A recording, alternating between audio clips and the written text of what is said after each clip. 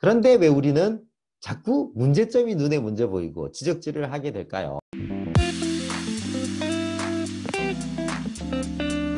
네, 산타는 촉진해주는 것, 택시기사는 동행하는 겁니다. 네.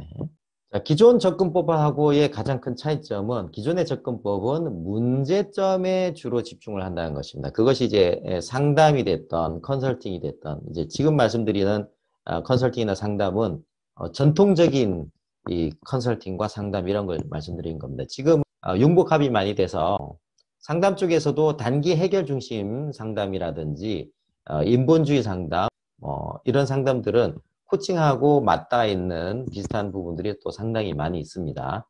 고전적인 프로이드의 심리 분석 이런 것들을 기반으로 하는 상담 같은 경우에는 상대방의 문제점에 초점을 많이 맞추죠.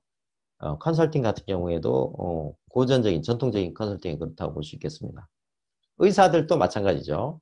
저 사람이 지금 뭐가 문제인가 라는 시선으로 먼저 접근하게 되어 있습니다. 코칭은 기회와 가능성에 좀 더 초점을 맞추는 게 차이점이라고 볼 수가 있겠습니다. 전통적인 접근법은 이제 과거에 초점을 많이 맞추죠. 왜 그랬을까? 누가 그랬을까? 언제부터 그랬을까? 이렇게 과거 중심으로 많이 접근하고요. 우리도 그렇잖아요. 문제 발생된 거.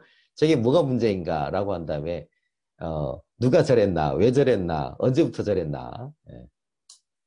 코칭은 과거를 너무 많이 묻기보다는 현재와 미래 중심입니다. 지금 내가 원하는 게 무엇이고 미래는 어떤 것이 이루어졌으면 하는 건지 그리고 그러면 현재 내가 할 수 있는 것은 무엇인지 이렇게 주로 초점을 맞추고요. 과거를 물어볼 때는 과거의 성공 경험이나 과거에 잘 됐던 경험들 이런 것들을 통해 가지고 현재의 발생한 문제를 해결할 수 있는 리소스, 자원을 끄집어 올 때 과거를 물어보는 경향은 있습니다만 가능한 한 현재와 미래에 좀 더 초점을 맞춘다라고 볼 수 있겠습니다. 기존의 접근법은 이제 평가하고 판단 내리는 것. 예. 그래서 우리가 저지먼트라고 하죠. 영어로는. 당신은 이렇네요. 라고 평가, 판단 내리는 것 중심이라면 코칭은 평가하고 판단하는 것을 유보합니다. 그런 걸 최대한 하지 않고 있는 그대로 수용하고 공감해 주는 것을 좀 더 집중을 하게 되어 있습니다. 기존의 접근법은 이 서비스를 하는 쪽에서 해결책을 제시합니다. 네. 이렇게 한번 해보세요. 저렇게 한번 해보세요. 이렇게. 자, 코칭은 스스로 답을 찾을 수 있도록 돕습니다. 자, 이렇게 함으로써 좋은 점은 우리가 변화하고 성장하는 데에는 에너지가 필요해요. 그런데 상대방에게 평가, 판단, 문제, 지적, 과거 왜 그랬어? 언제부터 그랬어? 그리고 내 말대로 해봐. 이렇게 하게 되면 에너지가 올라가긴커녕 에너지가 떨어지죠. 우리가 에너지가 떨어지면 아까 우리 고객 역할을 해주셨던 분도 아유 내가 그냥 안 하고 말지 이렇게 하던 것도 하기 싫어지는 예, 그렇게 됩니다. 우리 에너지 떨어지면 기존에 하던 것도 하기 싫어지는 거죠. 네, 결국 새로운 변화, 새로운 시도를 하려면은 자기 내면의 에너지가 올라와야 돼요. 그래서 코칭 대화를 통해서 미래에 이루어진 모습을 상상하고, 그러면 그때 이제 이미 이루어진 걸 상상하면 기분이 좋아지죠. 예, 그리고 지지와 격려, 응원을 하고 있는 그대로 평가, 판단하지 않고 있는 그대로 수용해주고 경청해주는 경험을 통해 가지고 내가 진짜 온전히 수용이 되고 받아들여지고 있는 그대로 인정을 받는구나라는 느낌을 받아요. 그럼 이제 어떻게 됩니까? 안전한 느낌을 갖게 됩니다. 이 사람한테 내 속에 있는 힘든 얘기를 해도 안전하겠구나라는 생각이 들어요. 예. 조직의 리더분들이나 또는 선생님들 또 뭐 학교의 부모님 우리 이제 자녀를 키우는 부모님들도 그 대상 즉 이제 자녀라든지 학생들 또는 부하 직원들한테 막 지적을 하고 네. 그러니까 안 되지. 제가 이제 반대 대화했던 그런 식으로 하시게 되면은 자기 속마음을 털어놓기가 어렵겠죠. 네. 점점점 말문을 닫기 시작할 겁니다. 점점점 말하기 싫다는 거예요. 상종하기 싫겠죠. 네. 그래서 관계가 점점 멀어지는 겁니다. 그런데 왜 우리는 자꾸 문제점이 눈에 먼저 보이고 지적질을 하게 될까요? 예, 그건 우리가 그런 걸 많이 당했죠. 예.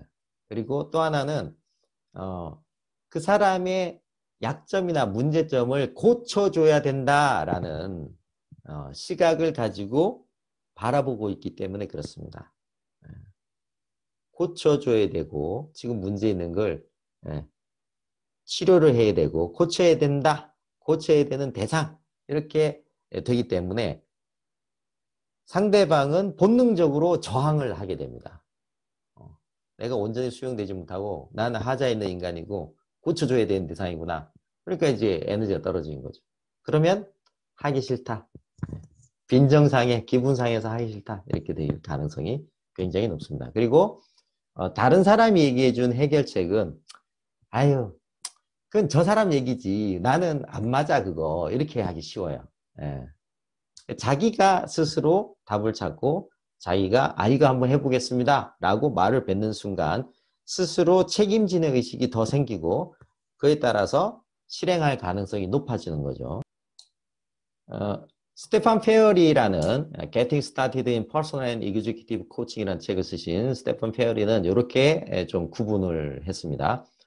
여러 가지 서비스가 있는데 질문을 주로 하느냐 답을 주로 주느냐 상대방 고객을 전문가로 대하느냐 아니면 서비스 한 사람이 더 전문가 위치로 인정받기를 바라는가 이렇게 축을 놓고 상대방한테 주로 질문을 하면서 상대방을 고객을 전문가로 대하고 상대방이 스스로 더 전문가가 되도록 돕는 방식이 이제 코치가 하는 부분이라고 볼 수가 있고요. 답을 주로 주면서 내가 좀 더 전문가 위치에 있어야 훨씬 더 서비스가 잘 되는 영역이 이제 컨설턴트라고 볼 수가 있겠습니다. 지금 다 말씀드린 거 이제 전통적인 코칭, 상담, 티칭, 컨설팅 이런 부분을 말씀드린 겁니다. 네. 자, 그 다음에 답을 주로 주지만 우리 고객인 학생들이 더 성장하기를 바라고 더 전문가가 각자의 전문가가 되도록 기대하는 쪽이 이제 선생님 쪽이라면 서비스 하는 사람이 더 전문가 입장에서 질문 주로 하는 거 이제 상담가가 그렇게 한다라고 또 볼 수가 있겠습니다. 자, 나머지 이제 참고를 하시고요. 이거는 이제 또 이제 스테판 페어리라는 분의 나름대로 정의니까 여러분들 생각이 조금 다를 수도 있겠죠. 자, 요거는 이제 LG 비즈니스 인사이트에 나와 있는 기업에서의 코칭, 상담, 멘토링, 컨설팅에 대한 것입니다. 네, 그래서 주로 이제 기업 내에서 할 때는 하이 퍼포머, 고성과자 개인을 대상으로 주로 이제 코칭을 하게 되고요. 저도 지금 이제 뭐 LG전자를 비롯해서 주요 기업의 CEO 임원분들을 코칭을 개인 대상으로도 하고 그룹 대상으로 또는 팀 코칭도 하고 있는데요. 주로 이제 더 큰 리더로 성장할 가능성이 높은 사람들 이런 분들 주로 코칭을 합니다. 상담은 이제 저성과자 개인으로 되어 있고요. 멘토링은 이제 선배가 후배한테 주로 하는 거죠. 그래서 라떼가 많이 나오십니다. 라떼는 이렇게 딱. 컨설팅은 주로 이제 조직을 대상으로 한다라고 되어 있습니다. 자, 나머지 이제 한번 참고를 해보시고요.